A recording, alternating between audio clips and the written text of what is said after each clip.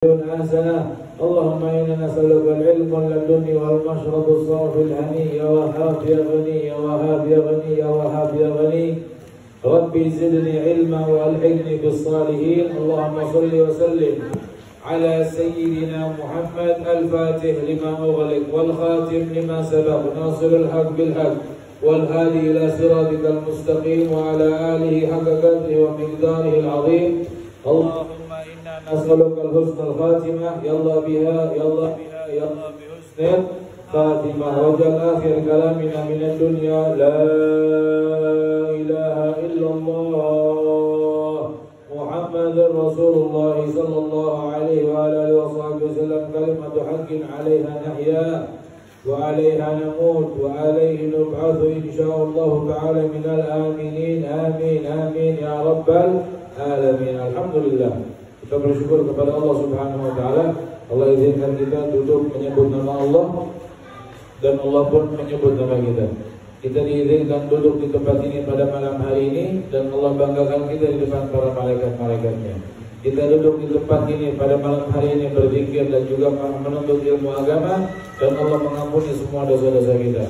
Dan duduknya kita meluangkan waktu untuk duduk di majelis ilmu membuat Allah ridha kepada kita dan malaikat pun menaungi kita saat ini. Dan dalam keadaan turunnya hujan juga mustajab doa dikabulkan. Kita mohon kepada Allah, ya Allah, sebagaimana Allah memudahkan kebaikan-kebaikan yang begitu banyak kepada kami dengan keburukan-keburukan yang begitu banyak juga dari kami, tapi kebaikan tidak diputus dari Engkau, ya Allah, kepada kami. Maka kami mohon juga kebaikan berikan kepada orang tua kami, kepada guru-guru kami, kepada anak keturunan kami, kepada teman-teman kami, kepada sahabat-sahabat kami. Ya Allah, mudahkanlah semua kebaikan kepada mereka seluruhnya, ya Allah. Ya Allah, jadikan kebaikan yang kami lakukan diterima oleh Allah dan dilipat gandakan pahalanya. Dan kebaikan yang kami lakukan ini menghapuskan semua dosa-dosa yang pernah kami lakukan. Dan semua untuk orang tua, guru-guru kami, sahabat kami seluruhnya dihapuskan semua dosa-dosanya sengaja dan tidak sengaja, insyaallah. Amin ya rabbal alamin. Kita berharap dengan membaca hadis ke-20 daripada kitab Futuhul Falihin, ya ringkasan daripada kitab Riyadhus Shalihin yang disusun oleh Habib Umar bin Muhammad bin Salim bin Habib ini, mudah-mudahan Allah bisa pertemukan kita dengan baginda Nabi besar Muhammad sallallahu alaihi wa alihi wasallam, insyaallah. Amin ya rabbal alamin. Jamaah yang dimuliakan Allah Subhanahu wa taala, untuk menambah keberkahan kita baca bersama-sama. Seperti biasa saya membaca dan jamaah mengikuti. Tujuannya apa? Agar lebih mudah menghafal yang ke-20. Kalau 19 kan sudah hafal semuanya ya. Tinggal yang ke-20 ini kita hafalkan. Dan hadisnya gampang kok. Hadisnya gampang, enak, pendek. Ada yang panjang nggak sih dari pertama sampai 20? Ada ya? Pendek-pendek semua kan? Ya Allah, alhamdulillah. Bismillahirrahmanirrahim. Bismillahirrahmanirrahim. Bisa lagi baca dulu. Baca dulu. Ya. Baca dulu. Ya. An Abi Dzar radhiyallahu ta'ala anhu qala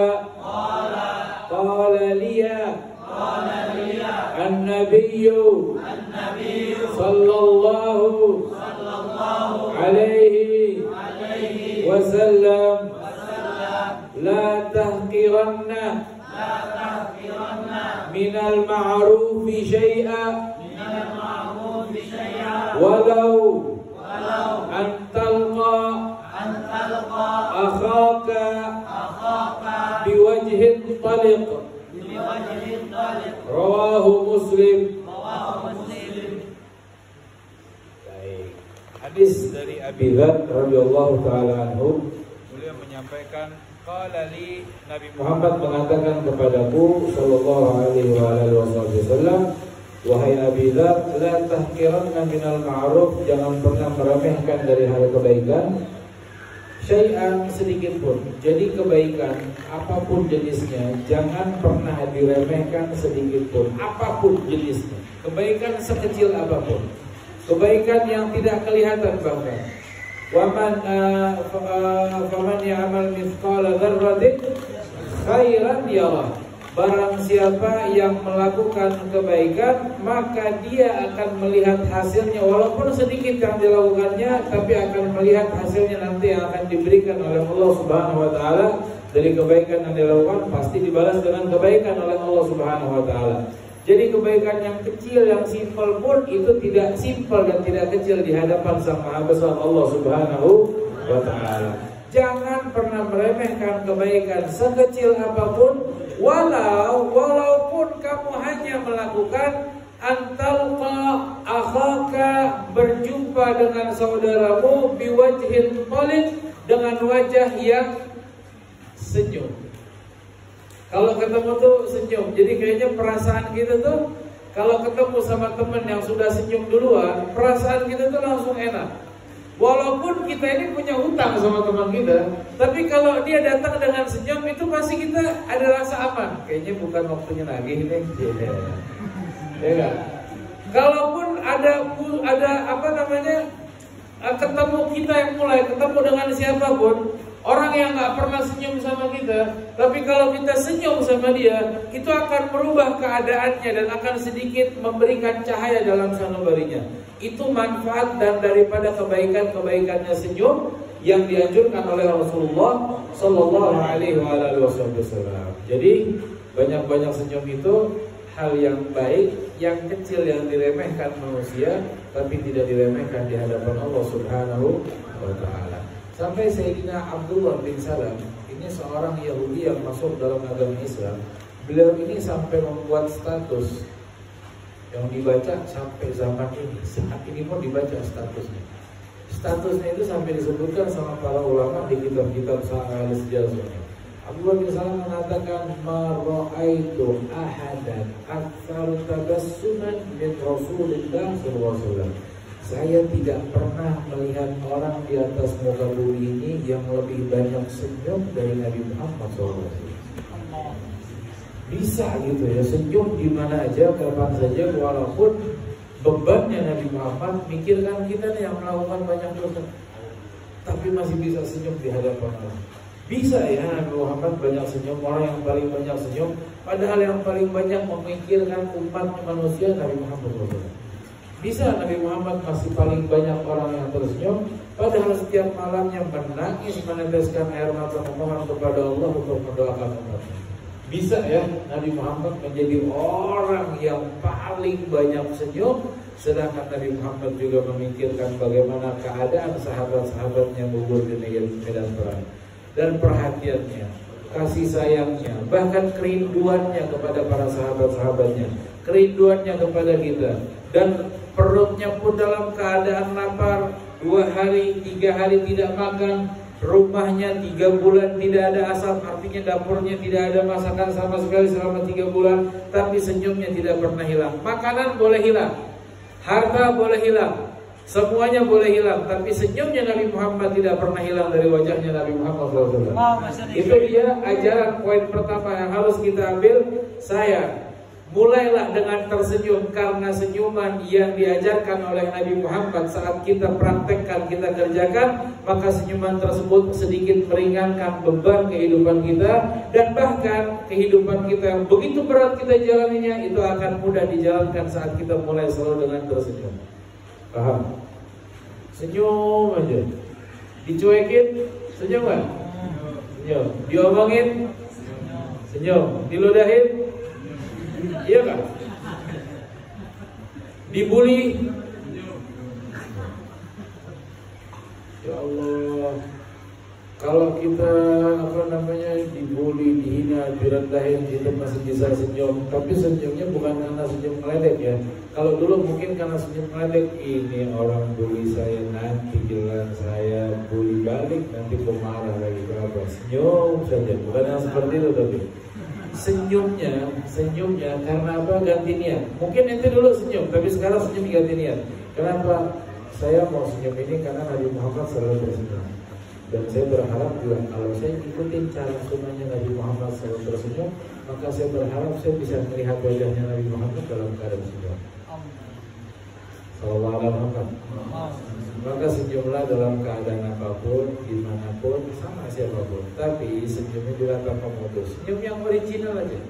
Jangan yang modus, jangan yang KW. Itu senyum jangan sama orang-orang khusus saja. Ini orang yang kaya, banyak uangnya, mobilnya keren, perhiasannya keren. Ente datang senyum lebar sekali. Weh, Bapak Bos, waduh. Bapak Bos ini memang gagah sekali, enggak. Ente begitu ketemu sama orang yang kaya, pakaiannya bagus, ente senyumnya semua, weh Bapak Bos. Begitu ente ketemu sama orang yang biasa, rumah gak ada, miskin, bajunya biasa, compang camping, ente gak senyum dulu, ya apa kabar? Langsung tinggal begitu.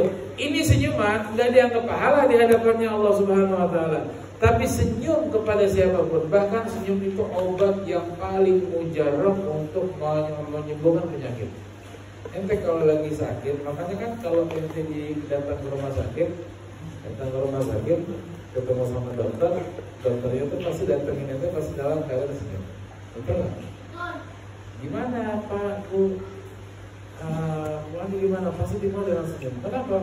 Itu mereka belajar dalam ilmu kedokteran. Oh, baru saat-saat ini aja mereka menghaluskan. Tapi 1400 tahun yang lalu Nabi Muhammad sudah mengajarkan itu obat pertama bagi orang yang sakit senyuman. Orang yang sakit itu senyumin juga. Lain cerita kalau orang yang sakit ini baperan, nanti jangan langsung senyum. Orang yang lagi sakit itu senyumin. Oh, dipikir, oh senyum-senyum boleh dik saya kan? Itu juga nggak usah senyum sama orang yang lagi mabuk. Orang yang lagi mabuk itu senyumin. Senyum-senyum, kalau dek saya kan? Nah, lain cerita. Itu juga jangan senyum sama janda yang suaminya baru meninggal. Ya. Jangan juga kirim-kirim imo senyum sama yang kirim sama dia itu jangan sudah. Senyumnya itu sama yang halal-halal, sesama anak-anak majelis ketemu senyum, ya kan? Jangan ketemu sama perempuan itu senyumnya senyum waduh. Atau juga kalau ada yang senyum sama ente dari perempuan, ente salah tingkah atau bapernya berlebihan. Itu bisa terjadi loh. Gara-gara apa? Gara-gara orang jarang mandi itu begitu. Orang jarang mandi kalau disenyumin sama perempuan misalnya yang bukan muhrim dan kalau tujuan baik, disenyumin itu kepikiran. Ya Allah kepikiran 10 tahun dia kepikiran. Dia ini pernah senyum sama saya nih. Aduh. Kayaknya perasaan saya ini dia senyumnya itu senyum kode kan? Kode kok. Kalau mandi tolong pakai sampo banyak-banyak sedikit. Jadi mungkin sampo itu bisa masuk ke otak sekalian cuci kau punya otak itu sekalian. Iya.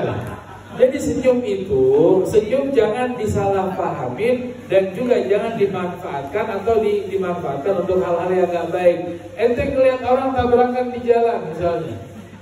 Oh saya ingat Ustadz harus senyum dalam keadaan apapun. Ente senyum begitu, sayang, ente dipukul orang. Ente senyum kalau orang dapat musibah, ada kecelakaan atau meninggal, ente datang itu senyum, itu sayang, salah tempat. Senyum yang dimaksud di sini faham kepada siapa, kapan senyumnya, dan niatan apa kalian tersenyum itu semuanya juga diperhatikan. Karena nanti sama di hadapan Allah ditanya, Fulan bin Fulan, kenapa itu senyum? Saya senyum waktu itu karena diajarin sama Ustaz, suruh senyum ikutin Rasulullah. Kepada siapa senyumnya? Kepada anak-anak majelis.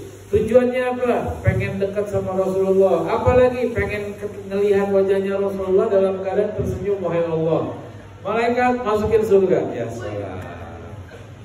Satu lagi, Fulan bin Fulan, ente kenapa tersenyum waktu di dunia? Itu kan ikut sunnah Rasul. Itu kan ikut sunnah, wahai Allah. Sunnahnya siapa? Sunnahnya Nabi Muhammad. Nabi Muhammad gak pernah senyum sama perempuan sambil goda, sambil baper, sambil gak bisa tidur, sambil ngeliatin fotonya malam-malam, sambil kepo Instagramnya atau like semua foto-fotonya.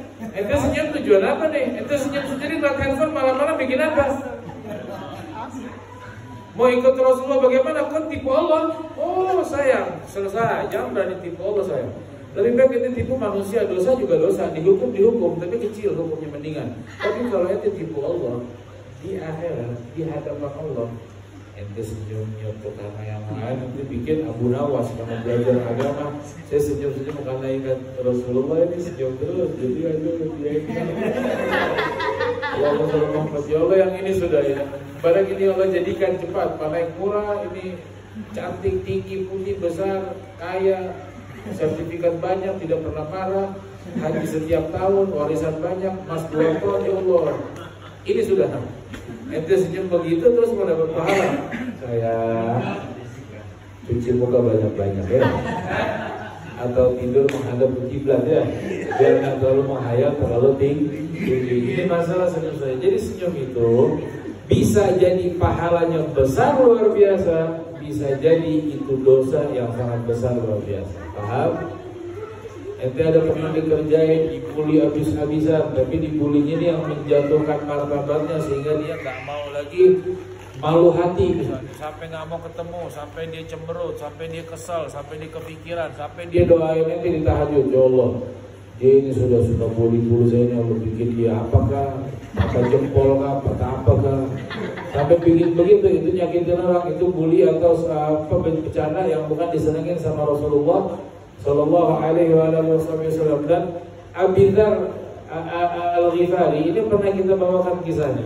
Yang membawa hadis ini kisah hadis ini penjelasannya secara singkat ya. Maka kita bahas sekarang siapa sih yang membawa hadis ini? Sahabat Abi Dzar Al-Ghifari dari kampung Ghifar. Dalam kitab disebutkan dalam Syiar A'lamun Nubala, beliau ini bertemu bahkan dari kakek moyangnya bertemu dengan Nabi Muhammad dari keturunan yang sama, dari keturunan Kinanah. Nabi Muhammad punya kakek yang namanya Kinanah. Nah, beliau Abi Dzar Al-Ghifari ini juga keturunan daripada Kinanah. Dari nama beliau sendiri, Abi Dzar ini memiliki beberapa nama. Pandangan sahabat itu yang berbeda-beda, yang meriwayatkan juga berbeda-beda.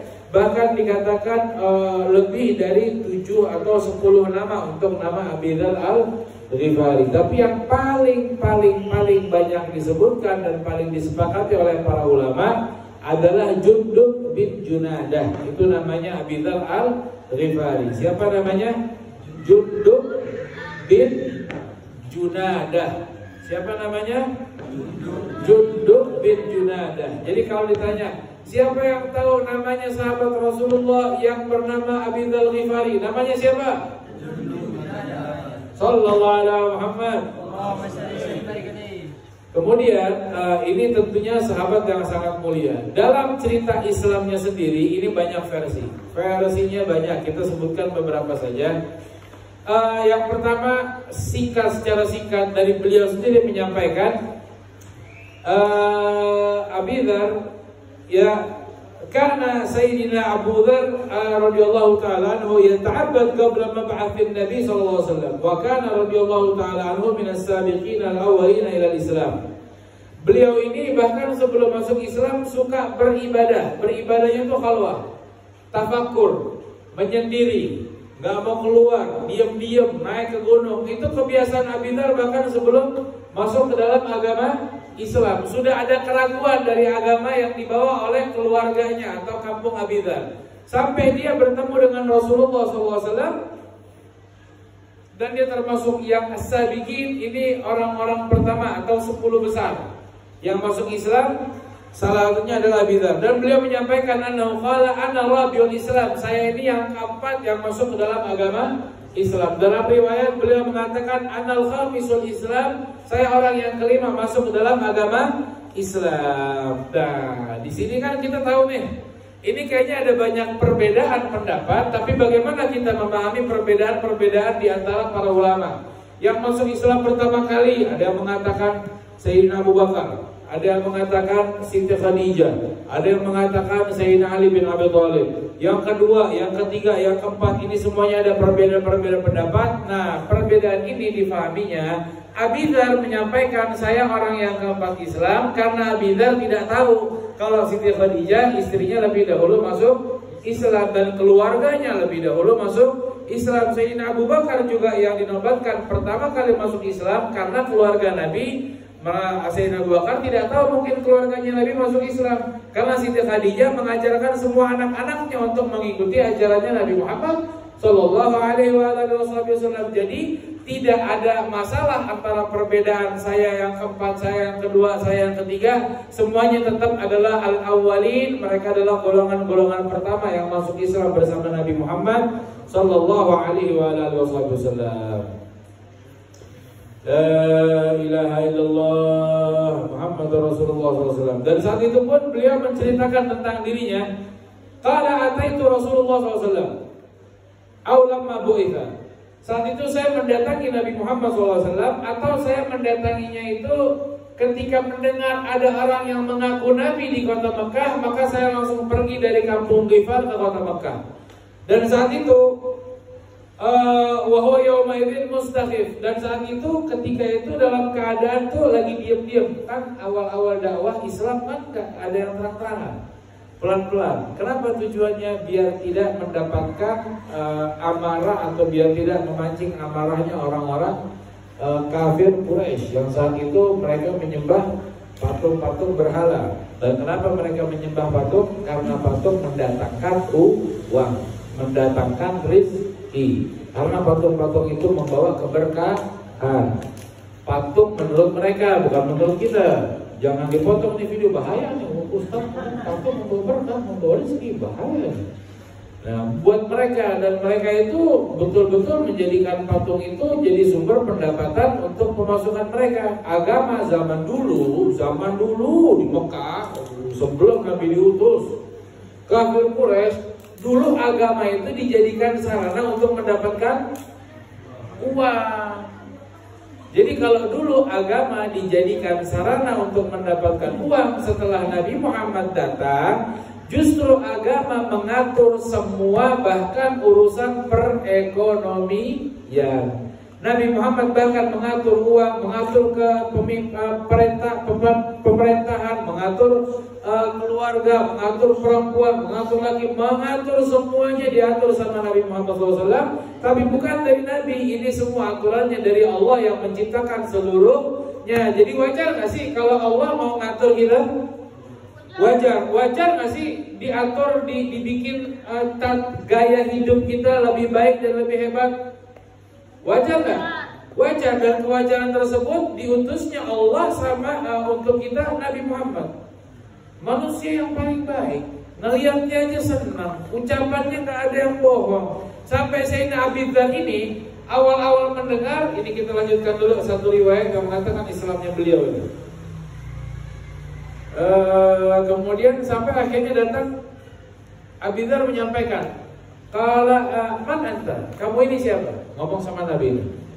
"Ana Nabi," kata Rasulullah, "saya ini Nabi." "Wa ma Nabi?" Apa itu Nabi? Nabi Muhammad menyampaikan utusannya Allah, Rasulullah.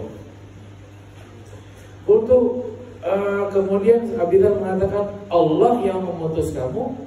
Kata Nabi Muhammad, "Na'am, ya, saya diutus sama Allah." "Bima arsalaka?" Dengan apa sih kamu diutusnya? Nabi Muhammad menjawab, "Bi an ta'budullaha wa tuqsirul awthan wa tasilul arham." Hendaklah saya diutus dengan hendaklah kita menyembah kepada Allah Subhanahu wa taala dan menghancurkan berhala dan menyambung tali silaturahmi. Awal-awal datang Abi Dzar langsung dikasih ibadah-ibadah yang berat. Peringatan buat kita orang-orang yang baru belajar agama, orang-orang yang baru mendekat sama Islam, orang-orang yang baru masuk agama Islam, atau orang-orang yang Islam dari kecil tapi baru mulai mengaji, atau orang yang terbiasa dengan gaya hidup bukan gaya hidup Islam. Yang kita tidak larang gaya hidup orang selain Islam dengan gaya hidupnya, tapi orang Islam mengikuti gaya hidup orang-orang di luar yang tidak terbiasa dengan gaya hidup Islam. Maka kasih materinya atau hal-halnya jangan yang berat-berat. Ada orang tiba-tiba Muslim dari kecil, KTP bahkan namanya tuh Abdurrahman contohnya. Ada nama Abdurrahman nggak di sini? Ada? Contoh namanya Abdurrahman. Tiba-tiba dia datang, ininya apa namanya, laki-laki nih Abdurrahman, bukan perempuan ya, laki-laki. Kupingnya ada anting, rambutnya gondrong gimbal, badan kurus, terus tato, terus baju celana robek-robek, hadir majelis taklim. Kira-kira bagaimana? Ustaz ingat barang ini yang seperti ini yang dilaknat sama Allah, yang laki-laki ikut perempuan, gaya hidup perempuan, rambut panjang segala macam. Ente orang baru datang pengajian begitu, ente kasih materi yang haram neraka, besok nggak bakal mengajar lagi ke pengajian. Atau orang yang biasa tiba-tiba nih dia namanya anak muda nggak bisa lepas sama yang namanya pacaran. Emang sudah ketentuannya begitu. Dia udah gak mau pacaran, tapi perempuan yang lengket terus, ya salah. Mungkin ada kan yang begitu kan? Ada nggak? Ada yang laki-laki ngejar perempuan tapi nggak dapat, ada juga ya. Ada yang laki-laki dia hidup normal tapi dikejar-kejar sama perempuan, ada nggak? Ada juga yang saling kejar ketemunya di perlaminan, ada nggak? Kok perlaminan? Pelaminan. Ada nggak begitu? Ada yang nggak saling ngejar tapi dijodohkan, jadi halal, ada juga nggak? Ada yang seperti itu. Perempuan tiba-tiba dia pacaran dilarang. Ini bukan gayanya Islam, bukan gayanya Nabi. Nggak ada sahabat ngajarin, nggak ada semua orang yang ahli surga ngajarin pacaran, nggak ada, betul nggak? Tiba-tiba dia terbiasa, nggak bisa melepaskan hal-hal begitu. Terus ente mau haram-haramkan dari awal begitu, besok nggak mau ada pengajian dia. Kasih biar aja sudah, tapi ingetin ya. Lebih baik memang tanpa pacaran, gentle datang-datang minta saya pinang kau dengan bismillah. Ya salam. Orang tua perempuan bilang dengan bismillah.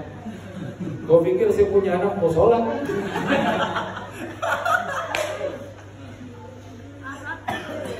Oh tidak Bapak, itu saya lihat ikut tonton film itu. Baru ya maksudnya dengan bismillah juga dengan alhamdulillah, baru 30 juz saya hafal ini alhamdulillah. Terus baru kok 30 juz itu kepikir melamar anak saya, kepikir anak saya di kuburan digajikan 30 juz. Tidak, saya bawa juga naik ini. Nah ini sudah yang semua dengar. Ada panai berapa? Sementara ada kumpul. Ya Allah, saya suka laki-laki yang begini kata orang tua. Kau ada kumpul ya? Sudah kumpul berapa lama? Ada sekitar 1 tahun ini saya kumpul uang. Ya Allah, ini jawaban portonya sudah penasaran pengen nanya nih. Sudah 1 tahun kumpul uang? Iya. Sudah kumpul berapa? Alhamdulillah. Baru 600. Oh mertua ngomongnya 1 tahun ini pikirannya nih. Mertua 100 juta ini. Wih. Sudah. Nah, bawa keluarga cepat. Siapa? Kalau bisa barang bagus begini kita tidak usah, sudah lama sudah. Saya bilang kumpul uang itu bagus. Saya suka anak muda itu suka begitu. Itu tidak perlu semuanya kau kasih untuk panen. Setengahnya pun cukup. 300 ribu sudah. Wah, dia main kasa di 300, dia pikir 300 juta.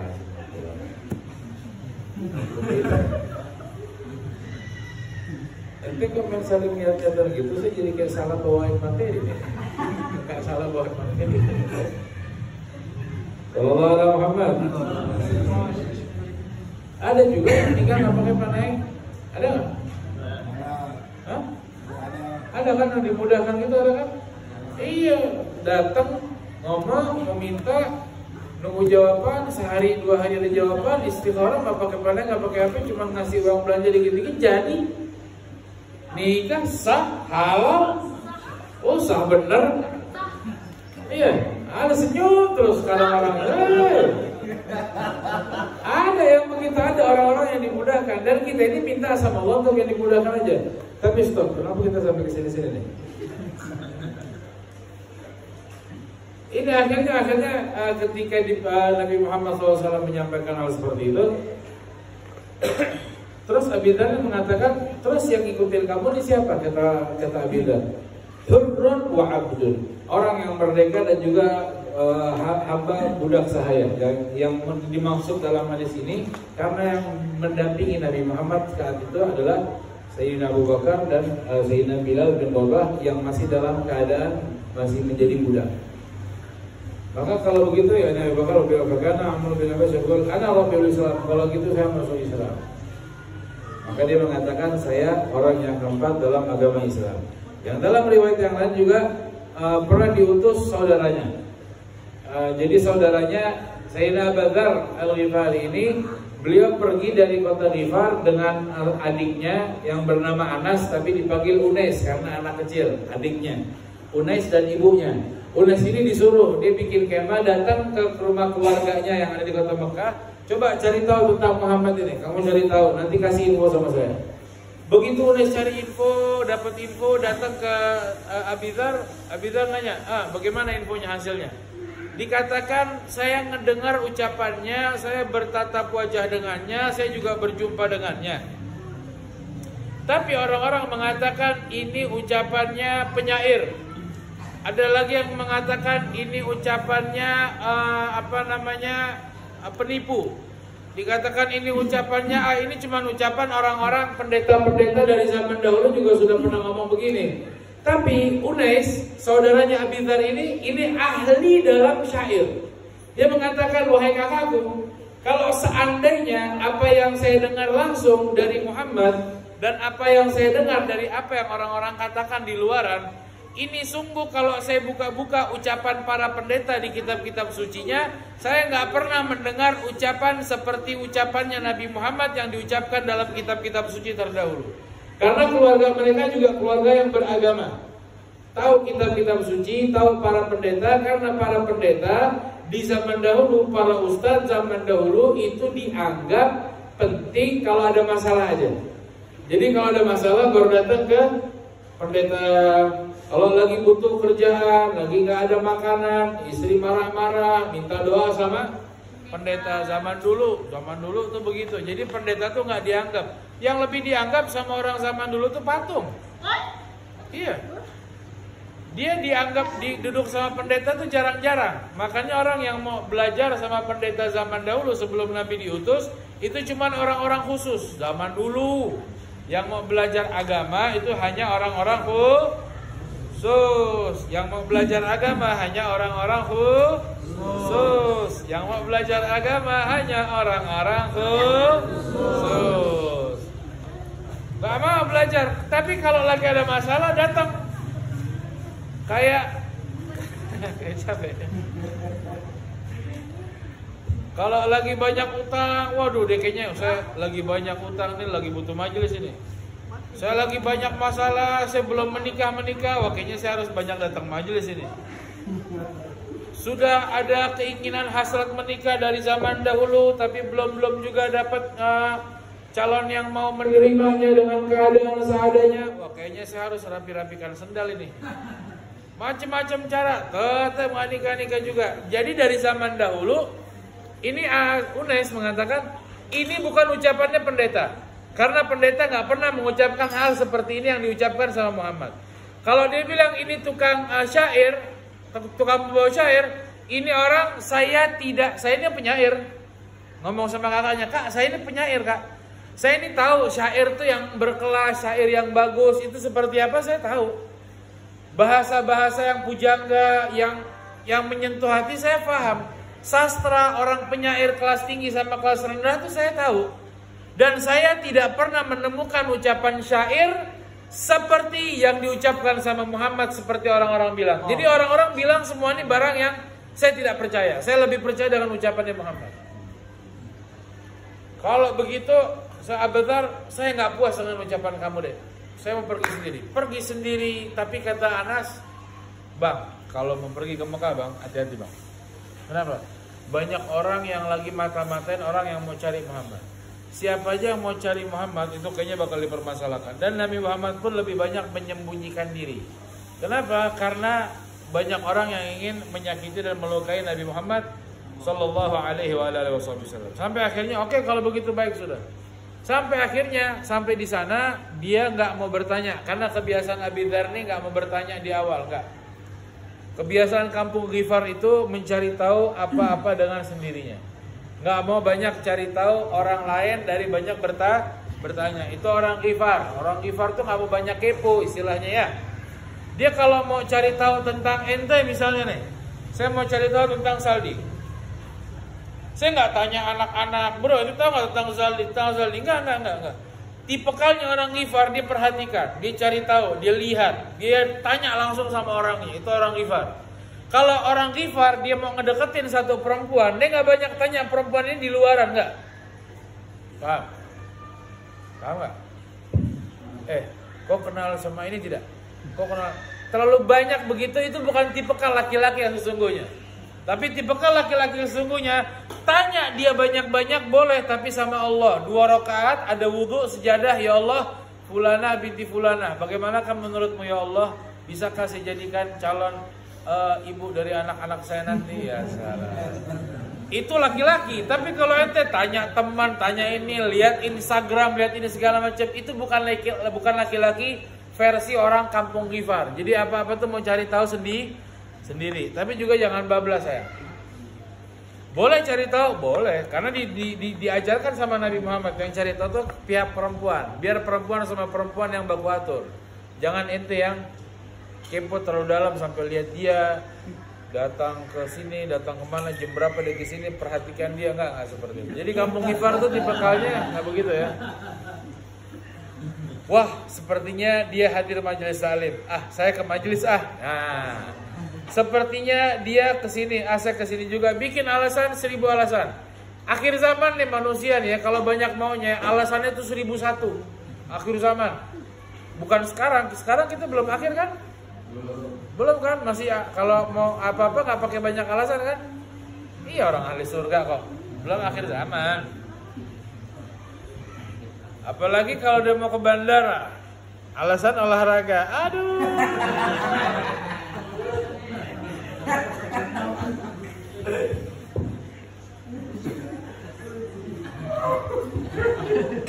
Tapi mungkin dia jujur, nggak bohong itu. Itu memang betul olahraga. Olahraga mata sama leher. Mata sama leher nengok. Sampai ente muter lagi, pala ente udah kayak hantu-hantu Thailand. Ya Allah. Ini mic sensitif sama saya. Di sana nyala, di sini mati. Sallallahu alaihi Muhammad. Ya Allah, cobaannya nih. Biru sama oranye. Mungkin ganti warna hijau kah? Iya. Ya Allah. Sallallahu alaihi Muhammad. Dia apa masalahnya nih?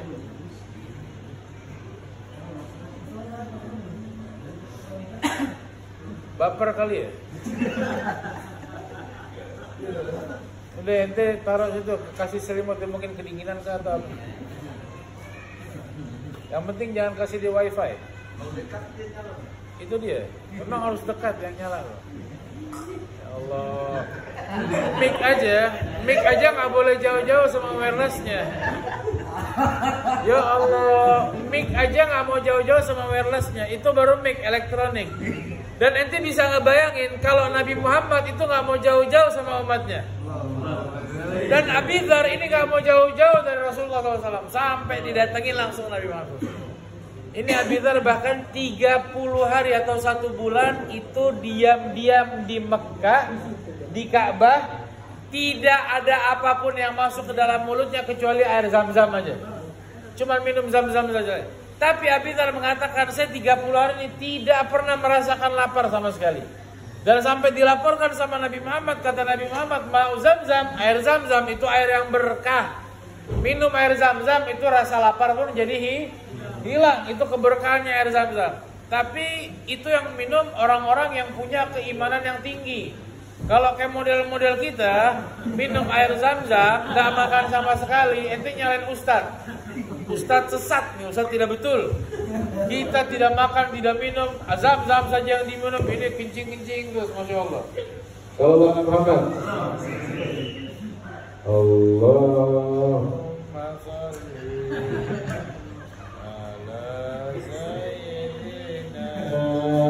Muhammadin tibbil qulubi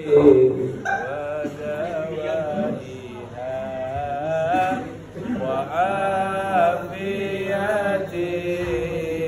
abdani wa shifaiha wa nuril absari wa dhiyaiha. Sallallahu alaihi Muhammad. Ini belajar yang langsung praktek namanya. Kita disuruh belajar untuk senyum. Di balik senyum itu ada kesabaran. Saya nggak tahu nih murid ngetes atau memang Allah yang atur kita ini seperti ini. Saya sambil senyum tapi sambil gigit gigi.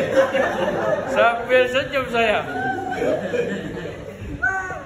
Akhirnya singkat cerita ketemu sama Rasulullah SAW. Dia tanya, wah Rasulullah saya nggak makan sama sekali. Katanya udah tenang aja, kalau nanti cuma minum Zam-Zam itu berkah. Tapi nggak pernah ngerasa lapar. Sayyidina Abu Bakar langsung, ya Rasulullah kalau gitu malam ini jamuannya di rumah saya. Makan makanan pertama kali yang dimakan sama Abi Dzar adalah makan di rumah Sayyidina Abu Bakar. Ini menunggu Rasulullah selama 30 hari. Karena Rasulullah naik ke atas gunung, turun diam-diam. Dan nggak ketemu, nunggu-nunggu dan enggan untuk bertanya, diam-diam saja. Sampai dalam riwayat yang membawa Sayyidina Ali bin Abi Thalib. Riwayat yang lain yang akan kita bahas besok, yang pernah kita bahas, kalau Abi Dzar waktu masuk Islam diingatkan, diam-diam aja ya, nanti ketemu sama kita di Madinah, nanti bawa kampungnya itu di Madinah.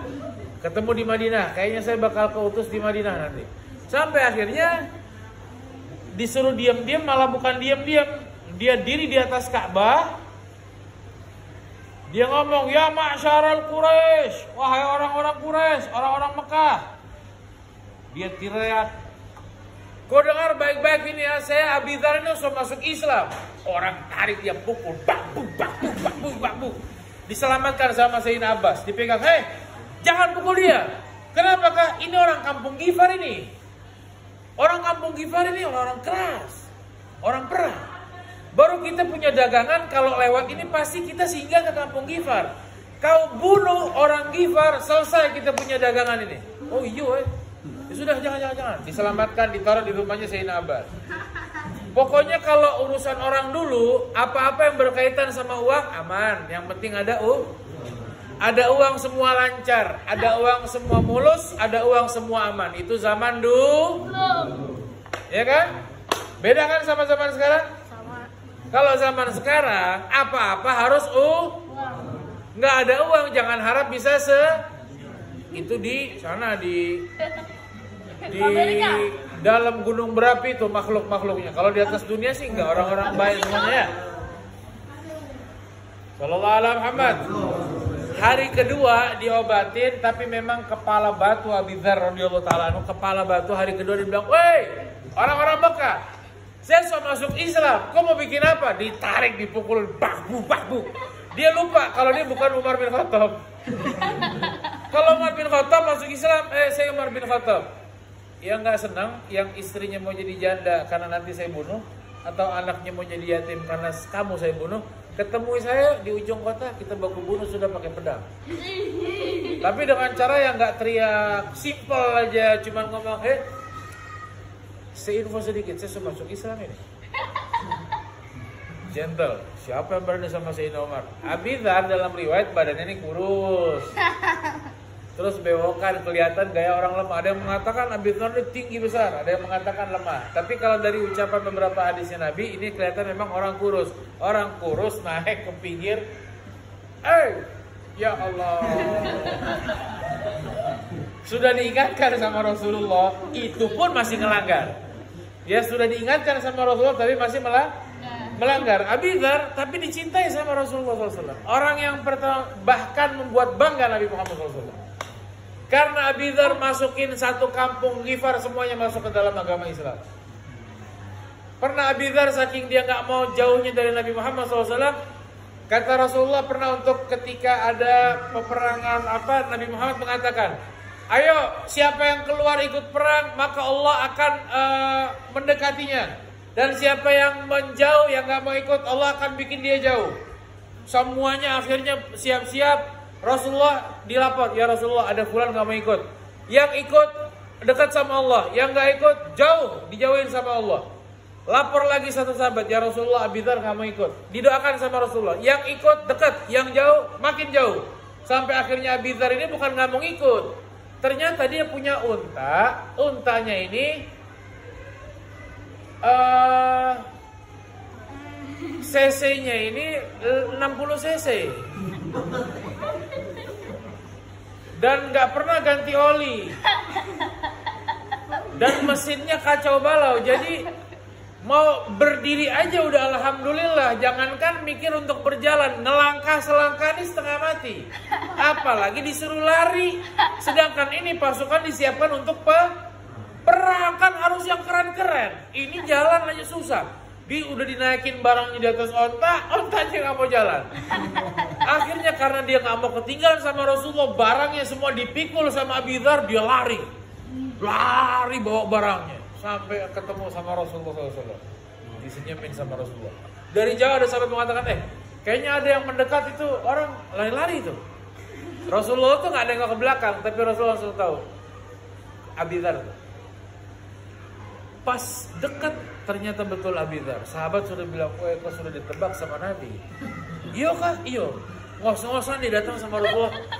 Rasulullah dengan bawa barang ini. Cari perhatian sama Nabi Muhammad. Karena cari perhatian sama sang idola itu adalah inti keikhlasan kita kepada Allah Subhanahu wa taala. Dan Abi Dzar didoakan oleh Rasulullah SAW. Wallahu a'lam. Nanti ceritanya kita lanjut pertemuan ke depan insyaallah ya. Panjang umur, sehat walafiat insyaallah. Amin ya rabbal alamin.